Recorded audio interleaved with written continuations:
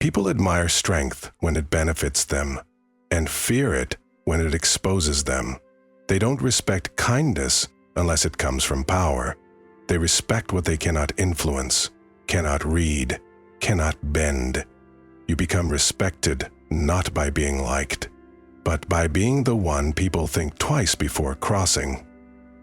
The world doesn't bow to softness, it bows to presence, discipline, and control. Human nature reacts to dominance instinctively. A calm man is unsettling because anger is predictable. A silent man is dangerous because no one knows what he sees. A person who sets boundaries without apology becomes someone others watch instead of challenge. These behaviors provoke discomfort, yet they also generate respect because people recognize power even when they pretend not to. You don't need approval when you control perception. Most people fear what they cannot control. They label it cold, intimidating, difficult. They call confidence arrogance. They call boundaries selfish. They call silence suspicious. But beneath those labels is something they rarely admit: respect. They adjust their tone around you. They think before speaking. You do not command obedience with force. You earn it by being the one they cannot manipulate. If you're watching this, you already think differently. You don't want to fit in. You want to understand power and use it with precision. This video will show you 6 Machiavellian behaviors that trigger fear in others but earn silent respect over time. Learn them, apply them, and you will move through the world with a presence people remember even after you leave a room. If you reach this point, comment, "I choose power over approval," so I know who understands this message. Subscribe to Dark Psychology Blueprint, turn on notifications, and stay until the end. What comes next isn't motivation, it's strategy. You enforce boundaries without explaining them. A boundary loses authority the moment you justify it. Explanation invites negotiation. It gives others room to debate, persuade, question, or push back. When you enforce a boundary directly and without explanation, you communicate something stronger. This is not a request. It is a standard. People fear what cannot be negotiated. They respect limits they cannot move. No validation, no justification, no emotional defense. Just a clear line. Enforced by action rather than words. You do not raise your voice. You do not argue. You do not explain why the line exists. You state it once, and you hold it. This makes people adjust their behavior instead of trying to adjust your rules. A boundary defended without explanation signals strength, independence, and internal authority. When you explain your boundaries, you imply you need approval to maintain them. You shift from leader to defendant, from authority to negotiator. You give others the impression that your decisions require debate, that your comfort is open for discussion. But when you enforce a boundary silently and firmly, you show that your self-respect is non-negotiable. You exit when disrespected. You disconnect when crossed. You reduce access instead of demanding behavior. This approach unnerves people because they realize they cannot influence you. They cannot guilt you, persuade you, or manipulate you with emotion. Your boundary does not move, so they must. People respect what does not bend, because bending is weakness and stability is power. A boundary without explanation also reveals true character. Those who value you will adjust quietly. Those who only sought advantage, control, or comfort will complain, react, or disappear. Their reaction exposes their role in your life without you needing confrontation. You do not need to call someone out. Their response to your boundary reveals everything. This clarity is useful. You lose only those who plan to take more than they were willing to give. You keep only those who see you correctly and treat you accordingly. Silent boundaries sift people with more accuracy than conversation, argument, or emotional appeal. The world sorts itself around the person who does not chase acceptance. You create power not through permission, but through refusal. You do not convince others to respect your standards, you uphold them with action. A boundary is not a wall you defend verbally. It is a door you close quietly. When people cannot talk their way through you, they reconsider how they approach you. When you enforce limits calmly and consistently, you become someone they fear to disrespect, and someone they learn to respect automatically. Boundaries without explanation are not stubbornness, they are self-governance. You don't react. You decide when and if something deserves reaction. Reaction is surrender. The moment you react automatically, you reveal that someone else controlled your emotional state, your attention, and your behavior. Most people respond out of ego, impulse, or insecurity. They feel threatened, so they defend. They feel disrespected, so they attack. They feel challenged, so they try to prove themselves. In doing so, they hand over power. But a strategist does not respond because they feel something. They respond only if responding increases advantage. You do not allow others to dictate your moves. You remain still, watching, evaluating whether the situation deserves your involvement. When something does not benefit you, you ignore it. When something is beneath you, you treat it as invisible. When something threatens your power, you handle it with precision instead of emotion. The lack of immediate reaction is not weakness, it is control. Those who cannot control their reactions cannot control outcomes. A person who needs to defend themselves instantly is already defeated because their emotional temperature is visible. People can provoke them deliberately, knowing exactly what will trigger them, but when you do not react, you become unpredictable. No one can tell whether you are unaffected, planning, or simply waiting. This uncertainty keeps others cautious, even nervous. They expect fire and receive silence. And silence is harder to interpret than rage. When you choose not to respond, you force them to question their assumptions. They replay their actions, wonder if they miscalculated, and overthink the situation. They lose balance. You keep yours. Reaction is their game. Choice is yours. Not reacting also exposes intention. The world shows its loyalty, hostility, ambition, and weakness when you give it nothing to push against. People reveal their motivations in how they handle your silence. Some escalate, hoping to provoke you. Some retreat, recognizing strength. Some reveal insecurity, trying to pull you into argument. You observe all of it without stepping forward. By withholding reaction, you watch others reveal themselves fully. You learn more through restraint than you ever could through confrontation. A calm mind gathers data. A reactive mind loses it. Authority is not proven by answering every challenge. It is proven by ignoring those unworthy of response. You do not move because someone demands it. You move because it serves you. You decide when a reaction is strategic, when silence is a weapon, and when presence alone is enough. Power is not in responding well. Power is in choosing not to respond at all, unless the outcome belongs to you. You are agreeable when necessary, but never compliant. You understand the difference between cooperation and submission. Agreement is a tool, not a habit. You choose to be agreeable when it benefits you, when it lowers resistance, opens doors, keeps the peace, or positions you closer to opportunity.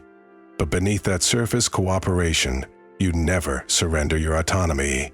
You do not follow direction blindly.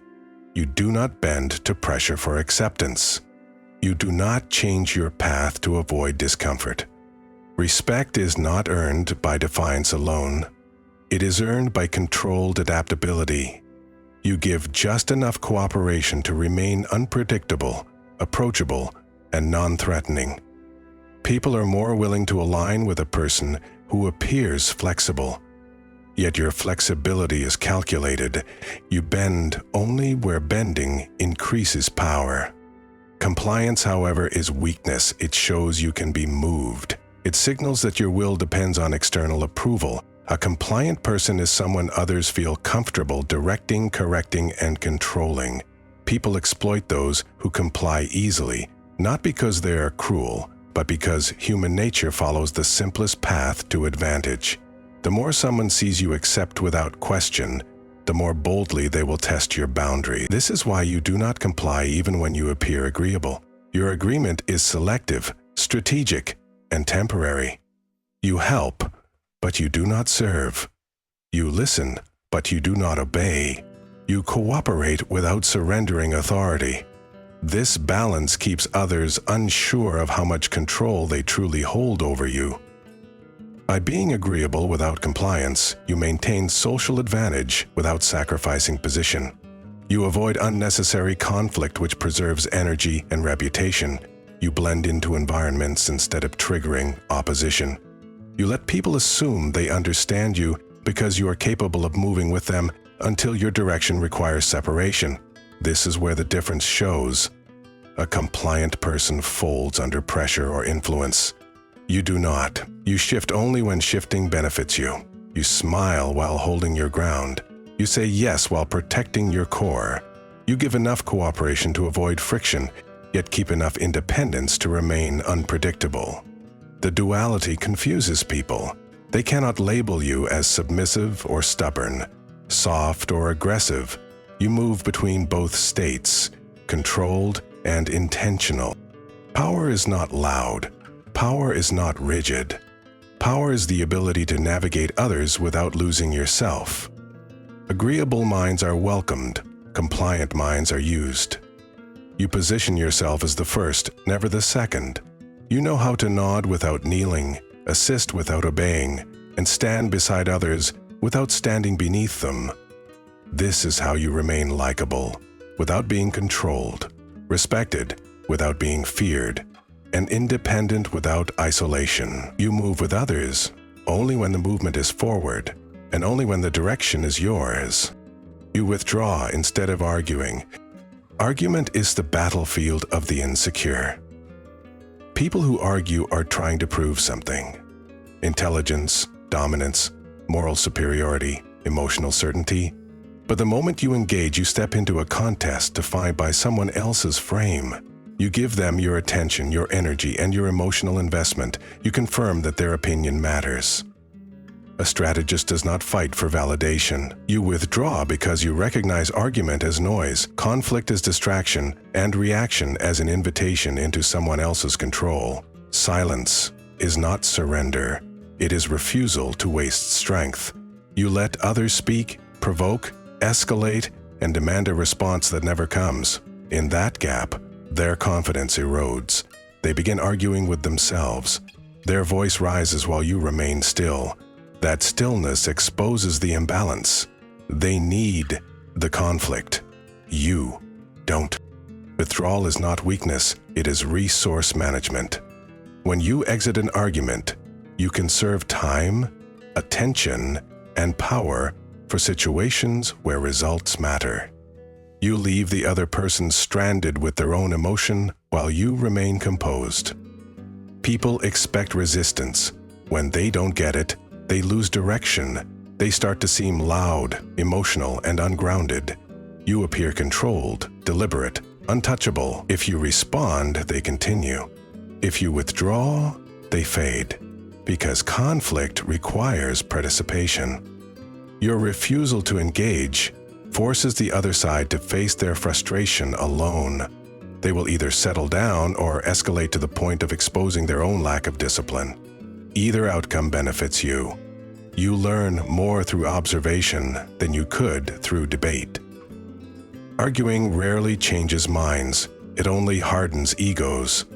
Once someone feels challenged, they defend their stance, not because it makes sense, but because losing feels humiliating.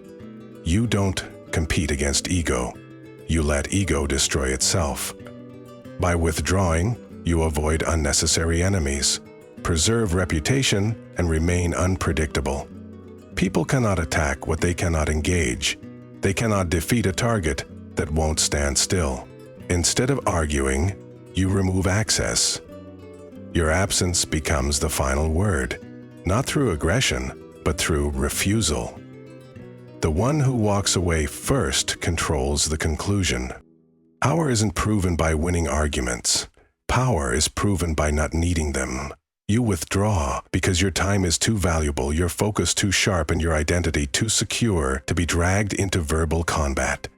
You don't argue to be right. You let results make your case. You don't debate to win respect. You earn it through silence and outcome. Withdrawal kills conflict without fighting, ends challenge without retaliation, and leaves you above the noise. That is why you walk away. Because victory earned without battle is the highest form of power. You let people wonder what you're capable of. Power is never strongest when it is shown. It is strongest when it is suspected. When people cannot measure your limits, they create their own. They imagine what you might do, how far you might go, how you might respond if tested. Imagination becomes a more effective tool than truth because the mind exaggerates what it cannot verify. You don't need to display strength when others do the work for you by assuming you might have more than you reveal. When you maintain a controlled mystery around your abilities, your intelligence, and your willingness to act, people behave more carefully. They speak differently, approach differently, challenge differently. You control behavior not by force, but by uncertainty. When you let others wonder, you prevent predictability. Predictable people can be managed, manipulated, and confronted without hesitation. But when your capacity is unknown, every decision involving you feels risky. People hesitate before provoking you because they do not know the consequences you are capable of delivering. They don't know whether you forgive or retaliate, whether you respond immediately or wait strategically, whether you are passive or simply patient. This doubt is leverage. It reduces conflict, protects boundaries, and makes others think before crossing you. They become cautious not because you threaten them, but because they don't know if you could, and that possibility is enough. You never explain your full skill set, your resources, or your strategy. You reveal results, not plans. You show progress, not process. You let your actions speak only when necessary, and even then, you show just enough to establish seriousness without exposing full capacity. People who underestimate you become careless. People who fear you become controlled. Your position exists between those 2 points. You are not loud, but you are not small. You are not aggressive, but you are not easy to approach. You operate with a presence that suggests depth beyond what others can confirm. This uncertainty creates a psychological shadow around your name. You don't need reputation, you cultivate perception. Power grows in silence and matures in ambiguity. When others must guess who you are, what you know, and what you can do, they behave as if you are capable of anything. You do not brag about your intelligence. You let people wonder how far it reaches. You do not broadcast your strength. You let them question whether it exceeds theirs. You do not need to prove threat. You allow imagination to build it for you. And I wanted to prove to him that I could be his. People fear what they cannot define, and they respect what they fear. You earn both by revealing nothing and allowing the mind to fill the gaps with possibilities. You are fair, but you are not soft. Fairness earns respect. Softness invites exploitation. People respond well to someone who treats situations with logic, balance, and reason. But if that fairness lacks firmness, they will slowly erode your boundaries, test your limits, and take advantage of your generosity. Many confuse being fair with being permissive, but these are not the same. You give people what they deserve, not what they request. You listen before judging, you evaluate before acting, and you consider circumstances without emotion clouding your decisions. Yet once a decision is made, it stands. You do not bend out of guilt, affection, or pressure. Your fairness does not weaken you. It defines the standard by which you operate. People trust a fair person more than they trust a forceful one. but they respect a firm person more than they respect a gentle one. When you maintain fairness with strength, people know exactly where they stand with you. They understand that they will benefit when they are loyal and lose access when they are not. You are consistent, not unpredictable in emotion, but unshakable in principle. Soft people are liked until they are no longer useful. Fair but firm people remain respected even when others disagree with them. They can challenge you, but they cannot ignore you. They can dislike your decisions, but they cannot dismiss your authority. You do not seek approval. You enforce a standard that speaks for itself. Your fairness creates stability, but your firmness creates consequence. You are approachable, not permissive. You are understanding, not forgiving by default. You will hear every side of a story, but you will not hesitate to remove someone who violates trust or crosses boundaries. Mercy is not default. It is earned. Punishment is not emotional. It is calculated. You do not need anger to enforce consequence. The consequence itself carries the message. People learn that your kindness is not weakness, your patience is not tolerance, and your silence is not surrender. When someone benefits from your fairness, they are reminded that it is a privilege, not a right. Being fair but not soft means you move from principle, not emotion. You give what is deserved, you refuse what is unreasonable, and you walk away when respect is absent. You never allow fairness to turn into self-sacrifice. You do not let empathy override logic. Your decisions are firm enough to be final and balanced enough to be respected. People may not always like you, but they know you are just, rational, and difficult to manipulate. In the long run, they trust you more than they trust the soft, because they know exactly who they are dealing with. They cannot sway you, but they can rely on you. That is how power holds. Through fairness, strengthened by steel. If you understand these 6 behaviors, you're no longer trying to be accepted. You're positioning yourself to be respected. You don't operate for approval. You operate for leverage. You don't try to convince people of your value. You make them feel it through how you move, what you tolerate, and what you refuse. Most people avoid becoming feared because they don't know how to remain respected at the same time. You now know the difference. If you reach this point, comment "power over popularity" so I know who watched with intention, not emotion. Subscribe to Dark Psychology Blueprint. Turn on notifications and stay close. The next lesson goes even deeper into human nature, control, and strategic dominance.